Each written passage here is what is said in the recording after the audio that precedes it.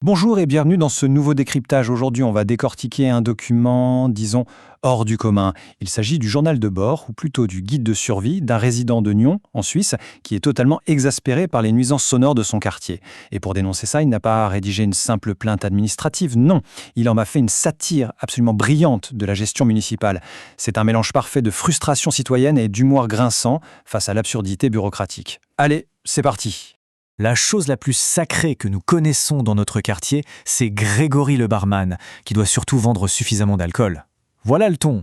On est direct plongé dans le vif du sujet avec ce constat plutôt sarcastique sur le week-end de Pâques 2026 près du fameux Fisherman's Pub. L'auteur nous montre tout de suite que la priorité du coin, c'est pas vraiment le recueillement religieux, mais plutôt le business de la bière. Ça plante complètement le décor du décalage entre ce qui devrait être un week-end calme et la réalité brutale du terrain.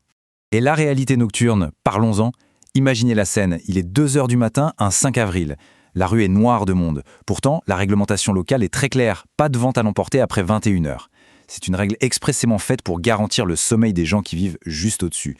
Mais là, de toute évidence, la règle est passée à la trappe. On a un attroupement massif, un brouhaha constant au beau milieu de la nuit. C'est l'illustration parfaite du clash universel entre l'économie de la nuit et le repos des habitants. Et attention, on ne parle pas d'un incident isolé. Si on regarde le calendrier tenu par ce résident de plus près, le 4 avril, on a des livraisons de fûts à la chaîne. Le 5, boum, la foule à 2h du matin comme on vient de le voir. Et le 11 avril, rebelote avec ce que l'auteur appelle, avec une bonne dose d'ironie, les fêtes Zumba Zumba. Ce petit suivi chronologique est redoutable parce qu'il montre bien comment une nuisance, soi-disant exceptionnelle, devient en fait une routine insupportable pour le voisinage. C'est là que l'auteur pointe du doigt une hypocrisie totale. D'un côté, on a une fermeture forcée à minuit tapante le vendredi saint, avec un respect strict du caractère sacré du jour. Très bien. Mais de l'autre côté, le dimanche matin, on laisse la fête déborder dans la rue jusqu'à 2h du matin. En gros, la notion de tranquillité ou de sacré, elle a plutôt l'air d'apparaître et de disparaître à la carte, non ? Et c'est exactement ça qui rend les habitants fous face à une loi qui semble s'appliquer selon l'humeur. Pour tenir ce rythme frénétique le week-end, il faut une sacrée logistique en journée. L'arrivée massive de fûts de bière, posée littéralement à même le trottoir en plein après-midi, montre une vraie petite industrie qui tourne à plein régime. Le message est clair, le flux d'alcool ne doit s'arrêter sous aucun prétexte. On est quand même face à un énorme pôle d'attraction nocturne qui a pris des proportions démesurées en plein cœur d'un quartier purement résidentiel. Puis vient le lendemain matin. Le calme revient, oui, mais à quel prix ? Sous les balcons, c'est un autre décor. Des lambeaux de ballons éclatés, des déchets divers abandonnés par les fêtards. C'est la gueule de bois du quartier, littéralement. Pour les résidents, chaque réveil s'accompagne de ces restes d'une fête à laquelle ils n'ont même pas participé, mais dont ils subissent 100% des conséquences physiques. C'est ici que le document devient un véritable chef-d'œuvre de communication. Au lieu de faire une énième plainte administrative ennuyeuse qui finira au fond d'un tiroir, l'auteur a transformé son dossier en un manuel de biologie satirique. L'idée de génie, c'est d'avoir décrit Nyon comme un écosystème naturel fragile, progressivement étouffé par de redoutables espèces invasives. Franchement, c'est une méthode cynique et brillante pour capter l'attention sur une détresse urbaine très concrète.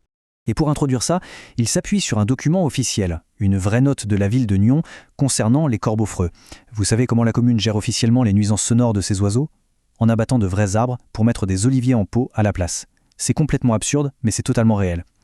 Notre auteur utilise ce prélude ornithologique pour préparer le terrain. Si l'administration gère les oiseaux comme ça, attendez de voir comment elle s'occupe de la faune nocturne. Ce qui nous amène directement à la deuxième espèce de ce drôle d'écosystème, les fameux singes ivres. C'est le petit nom affectueux donné par les riverains pour catégoriser cette faune nocturne qui s'approprie les trottoirs. Comment les reconnaître ? C'est simple. Des groupes très égocentriques, très sonores, avec un intérêt, disons, passionné pour l'alcool. Derrière la blague, on sent vraiment l'épuisement profond des gens qui doivent cohabiter avec ces foules, totalement imprévisibles. Et ça donne des situations complètement lunaires. Genre un client torse nu qui s'installe tranquillement pour boire sa bière sur le trottoir en pleine nuit. Mais alors, que font les autorités face à cette faune sauvage ? D'après l'auteur, c'est le pompon. La commune se contenterait de délivrer des permis exceptionnels pour prolonger la fête, tout en promettant vaguement de, je cite, « surveiller la situation ». L'inaction face à l'évidence, c'est vraiment le cœur de la critique ici. Ce qui nous amène de façon très logique à la troisième et dernière espèce, et de loin la plus redoutable, les politiciens de Nyon. La définition est piquante. Ils sont décrits comme une espèce endémique experte dans l'art complexe de formuler des réponses longues, vagues et totalement dénuées d'actions concrètes. C'est fascinant d'observer comment l'auteur reprend les codes du documentaire animalier pour épingler une administration qu'il juge complètement déconnectée et fuyante. Alors, étudions le comportement de cette espèce politique de plus près.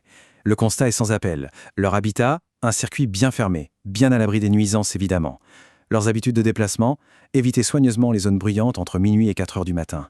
Mais leur plus grand talent, c'est la pratique de ce sport bureaucratique mondialement connu, le renvoi de balles administratif.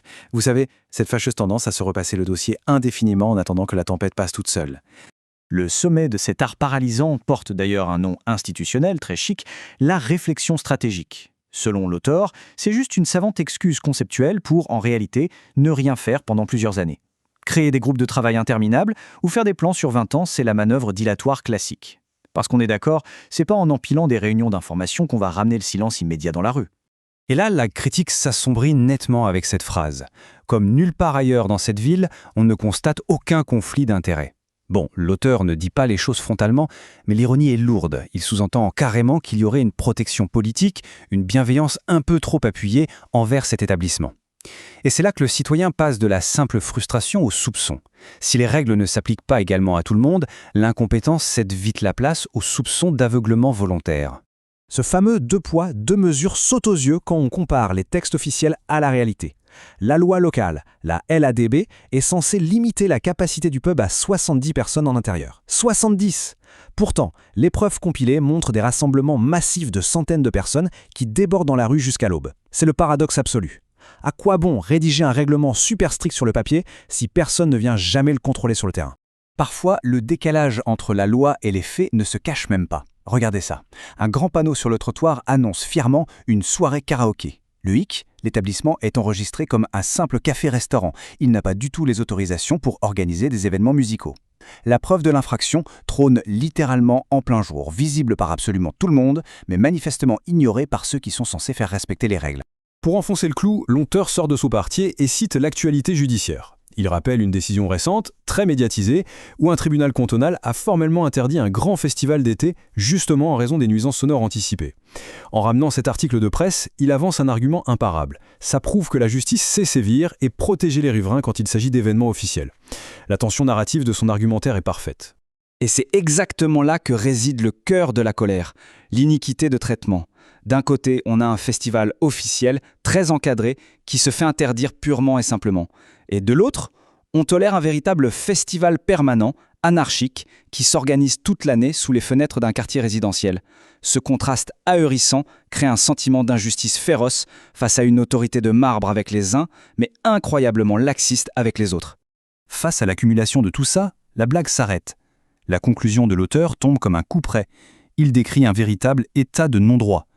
Le ton change radicalement. On ne parle plus d'une petite chamaillerie entre voisins pour tapage nocturne, mais d'une rupture pure et simple du contrat social. Le citoyen se sent complètement abandonné par un système dont les règles, vidées de leur substance, ne protègent plus le droit le plus élémentaire, celui de dormir. Finalement, derrière l'humour noir et le sarcasme, ce journal de bord soulève un défi majeur pour toutes nos villes modernes. Comment est-ce qu'on équilibre l'indéniable dynamisme économique de la vie nocturne avec le droit fondamental des gens à la tranquillité ? Quand la satire devient la seule arme d'un citoyen pour se faire entendre face à l'inertie bureaucratique, on doit vraiment se poser la question. Dans l'écosystème de nos propres villes, qui finit réellement par dicter sa loi ? Merci de m'avoir suivi pour ce décryptage et à très vite pour une prochaine analyse.